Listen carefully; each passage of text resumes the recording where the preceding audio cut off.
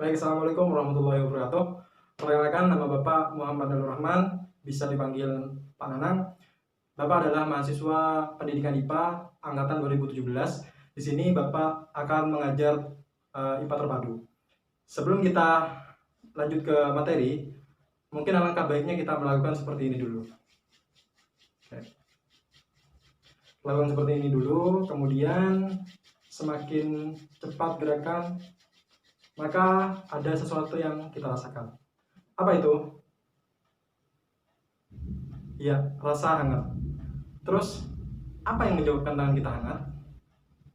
Ya, pada saat tangan kita menggosokkan seperti ini, maka ada aliran energi yang mengalir pada kedua telapak tangan kita, sehingga kita merasakan hangat.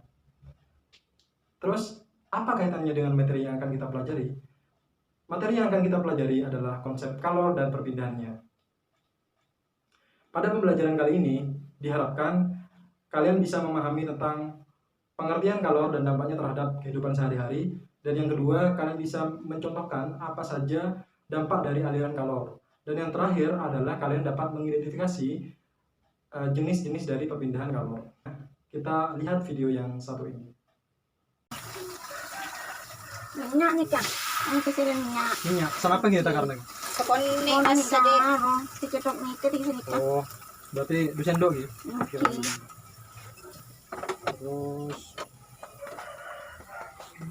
Minyak asalnya nih kan aku dan aku bagus. minyak apa? Oh, belian putolan. Menangkan tapi gitu, beda bidan ben gembir celai. Oke, masalahnya pasah. Oh, orang berapa? Masih muda kan pasah. Cuma tak kira gambir dulu. Terus, apa itu energi kalor? Nah, energi kalor merupakan suatu energi yang berpindah dari suhu tinggi menuju suhu rendah. Setelah kita mengetahui video tersebut, apa kaitannya konsep kalor dengan proses pembuatan gambir tersebut? Proses pembuatan gambir memerlukan kalor bisa dilihat pada video tersebut, di mana adonan yang awalnya cair itu bisa berubah menjadi padat diakibatkan oleh adanya energi kalor. Energi kalor tersebut mengalir dari kompor yang awalnya berasal dari api, kemudian mengalir pada pagambiran atau alat yang digunakan untuk memasak gambir, hingga kemudian air tersebut menguap. Ini diakibatkan oleh energi kalor.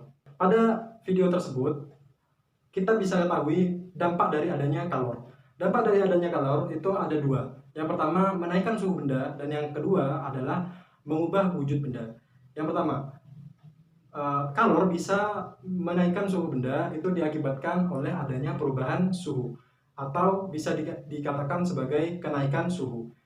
Seperti pada persamaan berikut.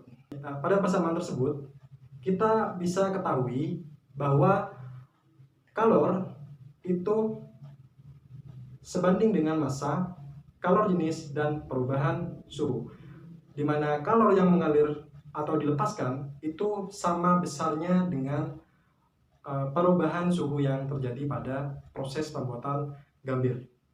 Sekarang yang kedua, dampak perubahan dari energi kalor, yaitu berubahnya wujud benda. Berubahnya wujud benda itu diakibatkan oleh kalor laten. Kalor laten itu merupakan suatu besar suhu yang dibutuhkan oleh suatu benda tiap satuan massa untuk mengubah wujud benda. Kalor laten itu bisa dibagi menjadi dua. Yang pertama adalah kalor lebur, dan yang kedua adalah kalor uap. Kalor lebur merupakan kalor yang dibutuhkan oleh suatu benda tiap satuan massa untuk meleburkan benda tersebut pada titik leburnya.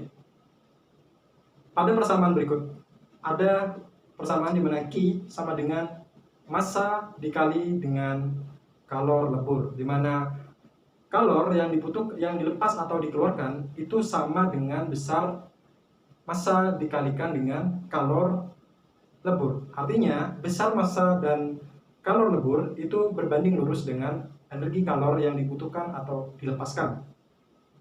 Yang kedua adalah kalor uap, merupakan suatu kalor yang dibutuhkan oleh suatu benda tiap satuan massa untuk menguapkan benda tersebut pada titik uapnya.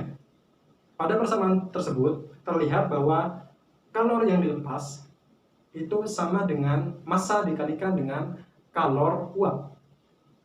Massa yang dikalikan dengan kalor uap akan berbanding lurus dengan besar energi kalor pada persamaan tersebut. Kita menuju ke perpindahan kalor. Ada 3 perpindahan kalor. Yang pertama adalah konduksi, yang kedua adalah konveksi, dan yang ketiga adalah radiasi. Terus apa itu bedanya? Ya.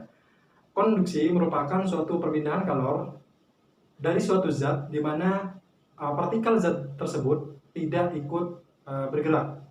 Contohnya pada saat kita mengaduk teh dengan teh panas menggunakan logam, entah itu sendok, yang kemudian kalor yang berada pada teh tersebut akan mengalir secara konduksi ke logam yang kita pegang. Kemudian kita akan merasakan hangat. Yang kedua adalah konveksi. Konveksi merupakan suatu perpindahan kalor di mana partikel-partikel pada suatu zat tersebut ikut bergerak.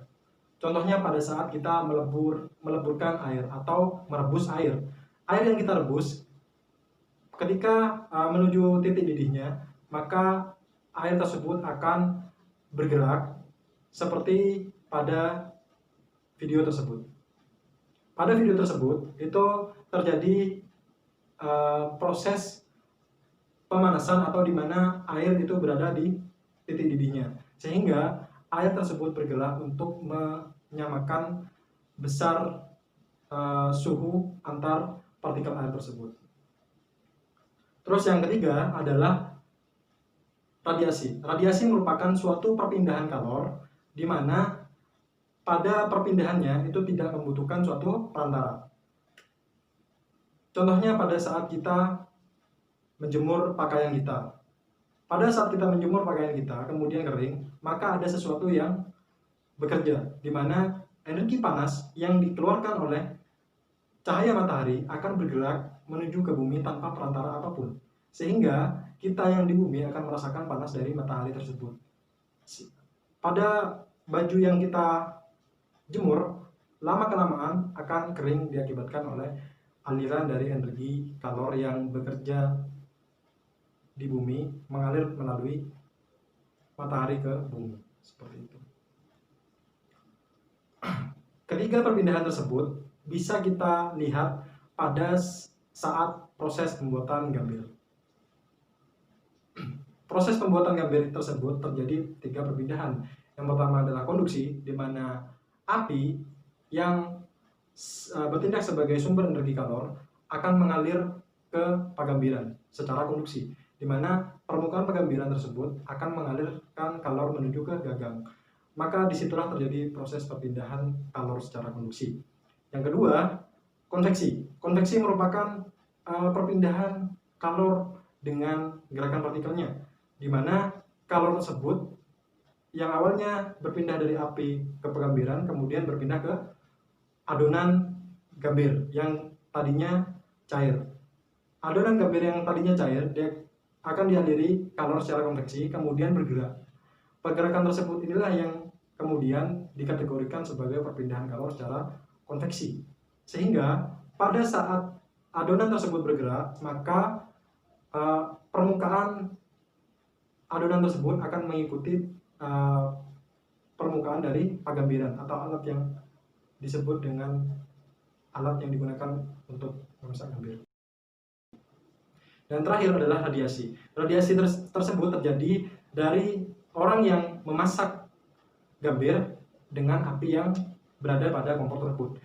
Pada api tersebut akan mengalir kalor secara radiasi, sehingga orang yang memasak gambir tersebut akan merasakan hangat dari kalor yang bersumber dari api tersebut.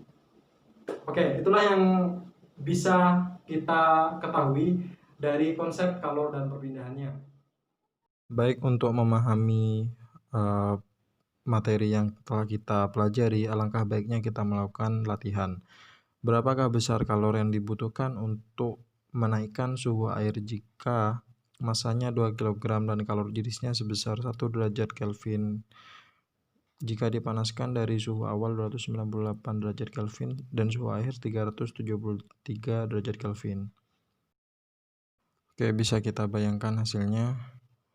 Jadi diketahui besarnya massa 2 kg, C-nya 1, delta T-nya 75. Jadi langsung masukkan saja 2 kg kali 1 kali 75. Hasilnya 150 Joule. Jawabannya adalah B.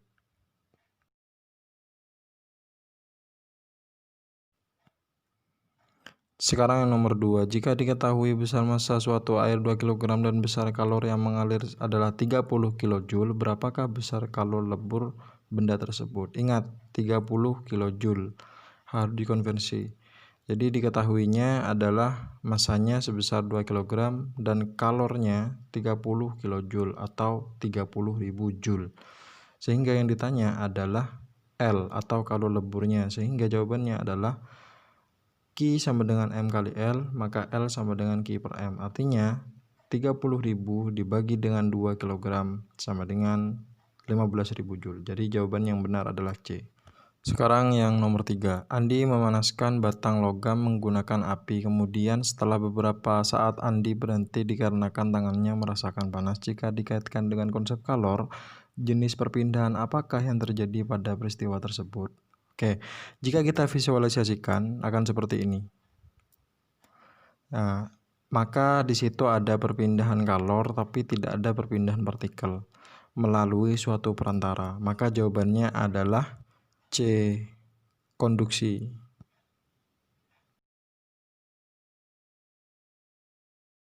Baik, kesimpulan pada pertemuan kali ini yaitu kalor. Kalor merupakan energi yang berpindah dari suhu benda yang lebih tinggi menuju suhu yang lebih rendah. Sementara dampak kalor itu ada dua. Yang pertama adalah perubahan wujud benda, yang kedua adalah peningkatan suhu benda. Dan yang terakhir adalah perpindahan kalor. Perpindahan kalor itu ada 3, di mana yang pertama adalah konduksi, yang kedua konveksi, yang ketiga adalah radiasi. Mungkin itu yang dapat kita pelajari pada pertemuan kali ini. Untuk kedepannya silahkan kalian cari konsep kalor dan perpindahannya dalam kehidupan sehari-hari. Kemudian itu dijelaskan secara detail, baik itu dari kalornya, dampak kalornya, maupun perpindahan kalornya.